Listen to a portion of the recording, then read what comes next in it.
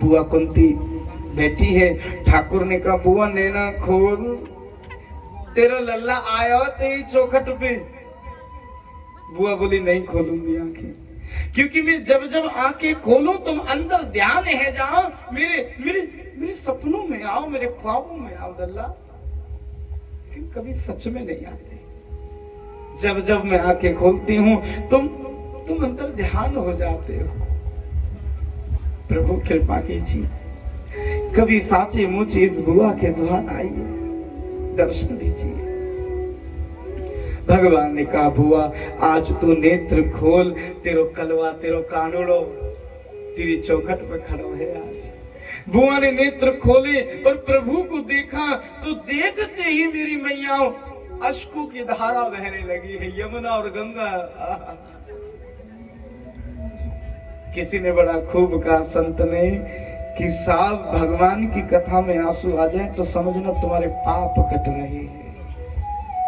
और आंसू ऐसे नहीं आते, वो भावना जब उससे जुड़ जाए और तार उससे भिड़ जाए तब भाव में आनंद आता है। तो आज बुआ रो रही है मेरी, और कन्हैया ने कहा बुआ अरे तू काई को रो रही है?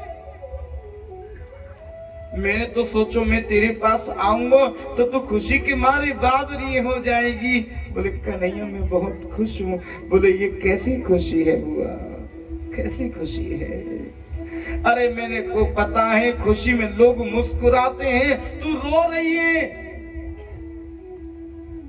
बुआ ने कहा कन्हैया तुम भूल गए कि जब कोई खुशी बेलिमिट बेपनाह मिलती है तो मुस्कुराने की जगह आंसुओं में की धाराओं में बदल जाती है।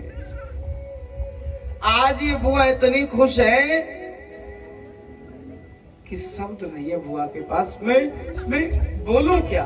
कई बार ऐसा होता ना, आपने देखा होगा, कई बार जिसकी उम्मीद ना वो काम हो जाए तो जुबान साइलेंट और नेत्र वायलेंट हो जाते हैं।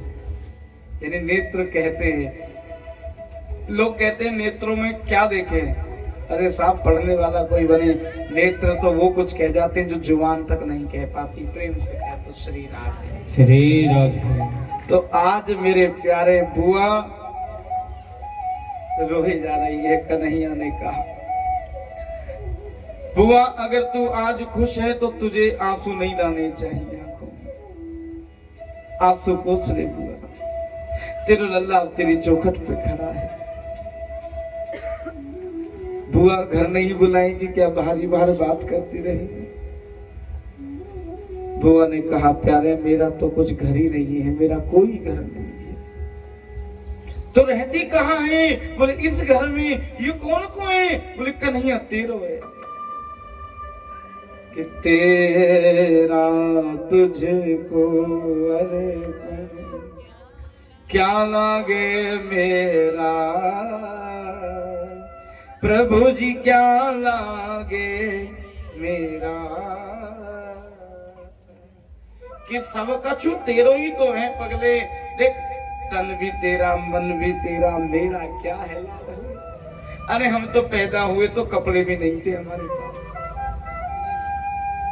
ये तो संसार की रहमत है और तेरी कृपा है, लेकिन संसार की रहमत यहीं छूट जाएगी, तेरी कृपा हमारे संग जाएगी। संग आइए। तो आज प्रभु ने कहा बुआ चल घर ले चल। घर में गए तो घर की हालत बड़ी खराब है, बड़ी खराब। ए बुआ तूने आजीवन इतने दुख देखे मगर तूने भक्ति करने के बाद कभी कुछ मांगा नहीं। देखिए कितना सुंदर भाव दिया, समझने वाला भाव है कि इतने टाइम तूने भक्ति करी पर कुछ मांगा नहीं। हम तो थोड़ी भक्ति कर ले तो क्या क्या मांगा लेते हैं। प्रभु ये भी दे दो, प्रभु ये भी दे दो, प्रभु ऐसा भी कर देना, प्रभु मेरा ये काम हो जाए तो मैं ऐसा कर दूंगी। मैं ये नहीं कहता कि प्रभु से मांगना गलत है, लेकिन हमेशा मतलब के लिए याद करना गलत है। अरे कभी कभार जब कुछ ना मांगना हो ना तो भी भक्ति करने बैठ जाया करो। प्रभु बोले क्या चाहिए? बोले अब की बार कुछ नहीं, बस तेरी कृपा चाहिए, तेरा हाथ हमारे सर पे ले, जिंदगी के तमाम काम अपना हो जाएंगे प्रभु। तो मेरी मैया आज भगवान ने कहा कुछ मांग ले, तो बुआ ने कहा कुछ नहीं चाहिए प्यारे, तू मिल गए हो, सब कछु मिल गए हो, तू मिल गए हो, हमें सब कुछ मिल गया। बुआ तू कुछ नहीं मांगने वाली? नहीं करवा, बहुत कुछ दिया हुआ है तेरी रहमत ने। क्या दिया बुआ? आजीवन दुखी देखा है तूने, कुछ तो मांग ले। नहीं करने। भगवान समझ गए कि जिद्दी है, बुआ किसकी है? हमारी। कछु तो अवसर आएगा ना। बुआ नहीं मांगेगी ऐसे। तो कन्हैया ने लीला रच दी, गिरधारी ने क्या लीला रच दी मेरी मैयाओं। मेरे ठाकुर बोला बुआ बला जोर की भूख लगी है, तेरे घर में कछु खाने को हो तो भोजन ग्रहण कर। मैया ने भोजन की थाली मंदिर में रख रखी थी, रोज एक थाली निकालती थी, बोले ठाकुर भोग लगाए, फिर उस प्रसाद को खुद ग्रहण करती थी। बहुत भक्त ऐसा करते हैं कि पहली थाली ठाकुर के चरणों में रखते हैं और जब सब ग्रहण कर ले तो वो थाली फिर वहां से उठाकर खुद ग्रहण करते कि प्रभु का झूठा प्रसाद। प्रेम से कहो श्री राम। ये बता रहा हूं, नहीं करते हो तो करा करो, घर की लक्ष्मी हो तुम, ये भाव होना चाहिए। वैसे चाहे ठंडी रोटी मिले उस टाइम पर, लेकिन वो प्रभु का भोग है। अगर ज्यादा नहीं कर सकते ना तो एक ही चपाती रखा करें थाली में, चाहे जो भी प्रसाद आपने बनाया है वो प्रसाद भाव प्रकट करा करें ठाकुर को, और उसके बाद उसको प्रसाद को प्रसाद में मिलाकर सबको भी ग्रहण करा सकते हैं। अगर घर में किसी की भी बुद्धि भ्रष्ट है, मलिन लगती है, क्रोध ज्यादा आता है और आपको लगता है कि नहीं नहीं भाई कुछ तो करना चाहिए, तो ये काम करा करें। एक लोटे, छोटी सी लोटिया में जल भर के रखा करें, गंगा जल में मिलाकर, और जब भी पति को, बच्चों को जब भी आप जल दें, बल्कि मैं तो कहूं भैया अगर कछु बर्तन है तो उस बर्तन में वो जल को मिक्स कर दिया करें और वही जल सबको ग्रहण कराया करें कि प्रभु सबको सद्बुद्धि देना। प्रेम से कहो श्री राम, जोर से। तो आज समय व्यतीत हो गया मेरे प्यारे, भगवान के लिए थाल ले आई, प्रभु ने एक टूक तोड़ो है और जैसी लब के द्वार पहुंचाने लगे तो अधरों के द्वार जाते जाते अधम में रोक दिया। कन्हैया सोच रहे चौलाला काहे गयो, काय को भोजन ग्रहण नहीं कर रहे हो? अच्छा मीठो नहीं है ना समय में? नहीं बुआ, बात मीठे की नहीं है, बात ये है बुआ कि हमारे यहाँ बहन बेटी का हक्का नहीं खाते। मैं भूल गए और मैंने थाली तोते ले ली। बोले कन्हैया आज तो तेरी बुआ की सौगंध है, अगर तेरी भोजन ग्रहण नहीं की हो तो बुआ को दिल टूट जाएगा। अरे धन्य भाग्य है कि हम किसी को भोजन करा पा रहे हैं। देखो कोई साधु, कोई संत, अगर आप किसी को अपने हाथों से भोजन ग्रहण कराते हैं, बड़ा पुण्य का काम होता है। जैसे गऊ को कराना, ब्राह्मणों को कराना, और खासकर कोई ऐसा ब्राह्मण हो जो पूजनीय हो, विद्वान हो, तो उसका बहुत सुंदर पुण्य प्राप्त होता है। मेरी मैयाओं, बिहारी जी की पावन सी लीला है, इसीलिए कहते हैं कि कोई कथावाचक हो तो उसका झूठा मुंह कराकर भेजना चाहिए। घर पे आ जाए तो झूठा मुंह कराना चाहिए। चरण घर पड़ जाए सौभाग्य की बात, और भोजन में भोग लगा जाए तो वो और सौभाग्य की बात। प्रेम से कहो श्री राम। तो आज मेरी मैयाओं, भगवान ने कहा नहीं बुआ मैं नहीं ग्रहण कर सकता। तो बुआ बोली कन्हैया सुन, इसके बदले कोई वचन दे दियो, मैं ले लूंगी, परंतु भोजन ग्रहण करके जा। भगवान ने भोजन ग्रहण कियो और ग्रहण करने के बाद जैसी हाथों को माजो है, धोयो है, ठाकुर 2 मिनट बैठे हैं, अपने मुख को पोंछकर, अधरों को पोंछकर। ठाकुर ने कहा बुआ अब मांग ले, क्या मांगना चाहती है? तूने कहो कि भोजन ग्रहण कर ले, कछु भी वरदान दे दियो। तो देख बुआ, तूने तो कर्जा चढ़ा दिया अपने घर का अन्न खिलाकर, अब मेरा ये फर्ज बनता है कि उस कर्जे को कैसे चुकाऊं। वो कर्जा कैसे चुकेगा? जब आप किसी ब्राह्मण को भोजन कराते हैं तो वो तुम्हारे कर्जदार हो जाते हैं। और कर्जदार कर्जा कैसे चुकाते हैं? वो दुआएं दे देकर जाते हैं। बोले भैया यानी हमारा पेट भरा है, ठाकुर इसके साथ बरकत करना, अन्न की कभी कमी मत करना, घर में धन दौलत की कभी कमी मत करना इनके घर में। वो दुआएं हैं तो सर्वस्व होती हैं। और एक बात बता दूं, वो मन से नहीं होती, वो आत्मा से निकलती है। और जो आत्मा से निकले वो परमात्मा भी सत्कार कर देता है। प्रेम से कह दो श्री राधे। तो आज समय व्यतीत हो गया, प्रभु ने भोजन किया और कहा मांग, तो बुआ ने कहा ऐसा वर मांगू, ऐसो वर मांगो जो जल्दी से किसी ने ना मांगो हो। कन्हैया ऐसो वर मांगू जो कायने ना मांगो हो। लल्ला ऐसो वर मांगो जो किसी ने ना मांगो हो। तो बोले क्या मांगेगी? कोठी, बंगला, गाड़ी, तो क्या चाहिए? बोले जब तक मैं जिंदा रहूं, जब तक इस गुड़िया की सांस चले, मेरी जिंदगी में कोई ना कोई दुख आजीवन आतो रहे। जब इतना कहा कि आजीवन दुख आता रहे, तो बिहारी जी की पावन सी लीला मेरी मैया, आजीवन दुख आता रहे। भगवान ने कहा तथास्तु। अरे तो को तो मांगनो भी नहीं आयो, कहा मांग रही है? ध्यान यही है कहीं हो रहे। चौसो कहा मांग लियो? बोले तूने दुख मांग लियो। बोले मैं पतो मैंने दुख मांगो। लल्ला पतो। बोले तथास्तु, पर दुख क्यों मांगा? क्या तेरा मन नहीं भरा रो रो कर अपनी जिंदगी में, जो फिर दुख मांग रही है? अरे लोग तो 11 रुपया चढ़ावे तो क्या मकान बन जावे, गाड़ी आ जावे, घोड़ा आ जावे, ये आ जावे, लेकिन तेने दुख मांगो। बुआ ने कहा प्यारे, जो तेरे संग यारी कर ले ना, वाकू तो दुख ज्यादा देवे। ये सच्ची बात है। जितना व्यक्ति का भक्त होगा, पुजारी होगा, उसकी जिंदगी में दुख उतने ठाकुर ज्यादा देगा। मगर क्यों देता है ये आपको पता होना चाहिए। ये दुख सुख क्या है, ठाकुर अपने भक्तों को क्यों दुख देते हैं, ये जानना आपके लिए जरूरी है। क्योंकि बहुत भक्त ऐसे हैं जिनके मन में हमेशा ये सवाल रहता है कि मैं हमेशा तेरी इतनी पूजा करती हूँ, मैं कर्म कांड इतना करवाती हूँ, घर में यज्ञ आदि दान पुण्य इतना करूं, फिर भी ठाकुर हमें क्यों दुख देवे। ये दुख सुख दोनों भाई हैं।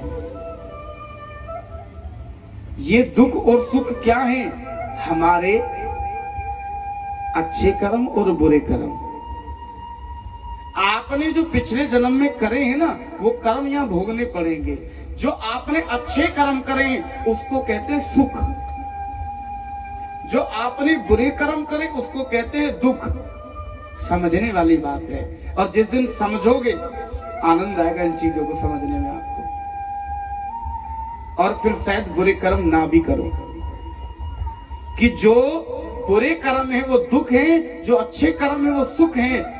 तो प्रभु अपने भक्तों को दुख क्यों देते हैं? प्रभु पहले अपने भक्तों के बुरे कर्मों को समाप्त करते हैं। इसलिए भगवान अपने भक्तों को दुख ज्यादा देते हैं। बोले फटाफट इसके दुख खत्म कर, इसको जितने इसने बुरे कर्म कर, इसके पहले बुरे कर्म खत्म कर दो।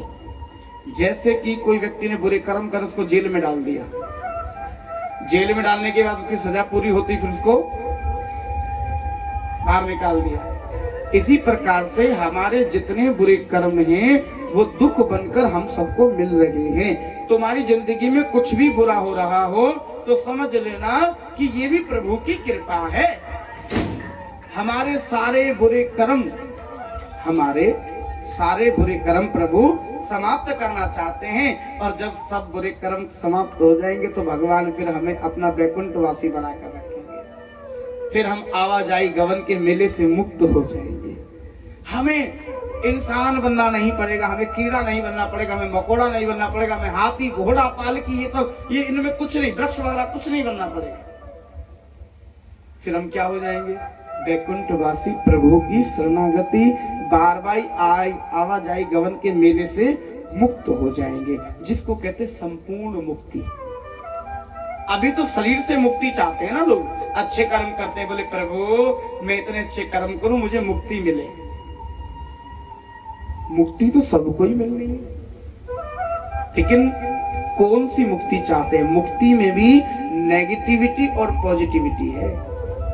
एक मुक्ति महाराज 6 महीना तक खाट में पड़ो है, मल मूत्र खाट में ही कर रहे हो, घर वाले सेवा कर करके मरे जा रहे हैं।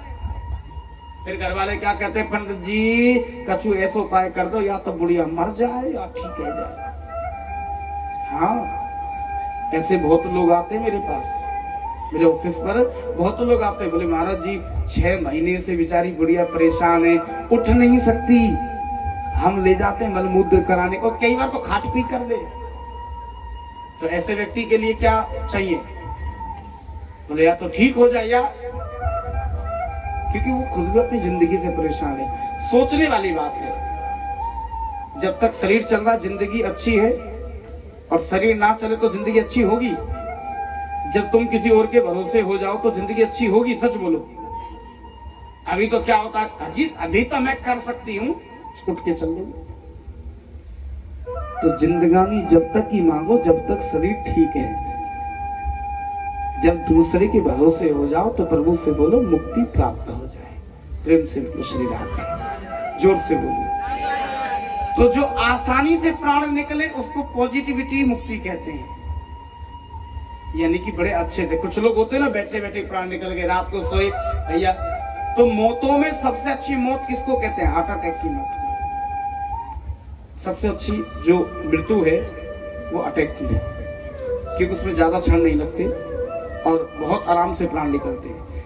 सबसे भयानक मृत्यु एक्सीडेंट से मरना, ट्रक के नीचे आके मरना, फांसी खा के मरना, जल कर मरना, ये भयानक मृत्यु में आती है। दंड होते हैं जो लोग ऐसे मरते हैं, समझना उनके बहुत बुरे कर्म थे जो इतनी भयानक मृत्यु, लास्ट में कितना दुर्गति हुई इस व्यक्ति की, कितनी भयानक मृत्यु से मरा है। नेगेटिविटी, पॉजिटिविटी, बोले अरे भैया ठीक है राम राम जी, रात को सोया सुबह नहीं उठा।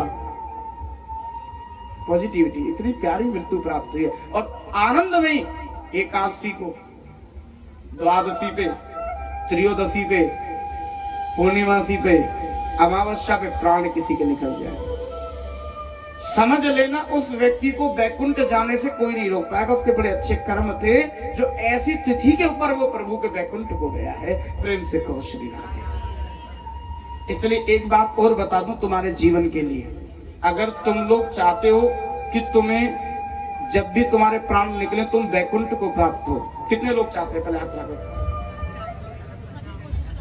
देखो ये सच्चाई है। आप इस पे माता बहनें हंस रही होंगी, बोले महाराज मरने की बात कर रहे हैं, सबको मरना, तुम्हें क्या हमें भी जाना है, जाना सबको ही, ये तो कड़वा सच है। मगर हर चीज की तैयारी करते हो, कमाते हो, मकान बनाएंगे, टाइल लगवाएंगे, ये लगवाएंगे, गीजर लगवाएंगे, है सब कुछ की तैयारी है, पर ऊपर जाने की तैयारी नहीं करते। तो ऊपर जाने की तैयारी एक है कि एकादशी के व्रत रखने लग जाओ। सर्वस्व बता रहा हूं तुम्हें, एकादशी के या पूर्णमासी के। और जीते जी एक बार उद्यापन जरूर करा दो। ना करा पाओ तो बच्चों को बोल कर जाना, बोले कभी कुछ ऐसा हो जाए तो बेटा उद्यापन जरूर करना, ये इतना पैसा बैंक में रखा है मेरा। ये सच्चाई बता रहा हूं तुम्हें, सीधा वैकुंठ के लिए। अगर एकादशी के व्रत अच्छे नहीं होते क्या? बोलो, मैं गलत राय दे रहा हूं तो बोल सकते हो आपकी पंडित जी गलत राय है, एकादशी का व्रत नहीं करना चाहिए, पूर्णमासी के व्रत नहीं करने चाहिए, करने चाहिए। तो कोई भी एक व्रत अपने जीवन में उठा लीजिए। मेरी मैया, ये उनके लिए बोल रहा हूं, वैसे तो सबको करना चाहिए, लेकिन जिनकी उम्र ज्यादा हो चुकी है वो इस कार्य को जरूर करेगा। बोले जब नहीं कर पाए तो अब हमें करना चाहिए।